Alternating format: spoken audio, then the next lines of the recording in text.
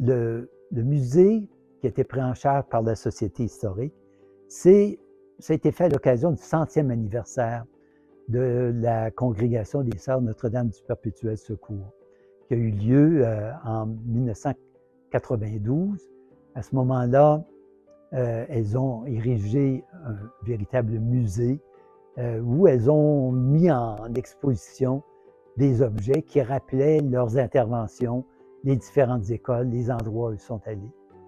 Alors, la Société historique a accepté de prendre la relève des sœurs pour permettre au public d'avoir accès à des choses qui résonnent un peu, disons, invoquent la mémoire passée, mais résonnent, disons, pour montrer l'implication des religieuses et tout ce qu'elles ont fait de façon généreuse, l'enseignement qu'elles ont donné dans tous les domaines, que ce soit les arts ménagers, dans le domaine de la culture, les arts, la peinture, la musique.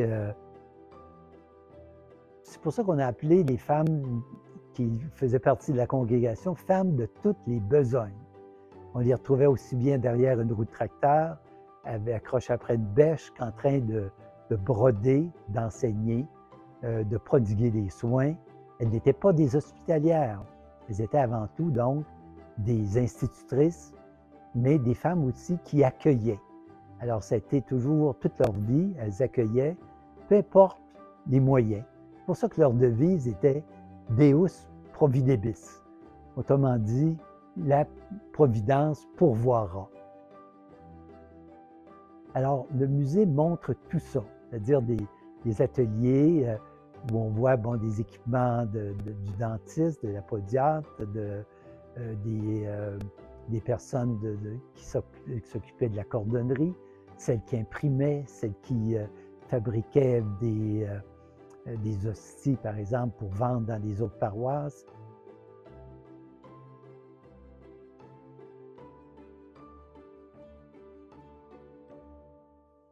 Alors, on reconnaît ici la maison mère, l'aile H qui était l'aile hôpital, l'aile de la grande chapelle, la chaufferie buanderie ici, la maison généralice, la chapelle Sainte-Anne-des-Montagnes, la maison souvenir et le centre historique ici.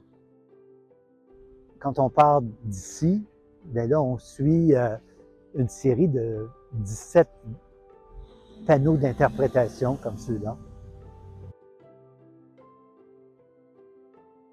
Les sœurs, en nous permettant d'avoir accès à ces archives-là, elles nous permettent de conserver un contexte historique global dans la région, sur leur congrégation, mais aussi dans toutes les missions où elles sont allées.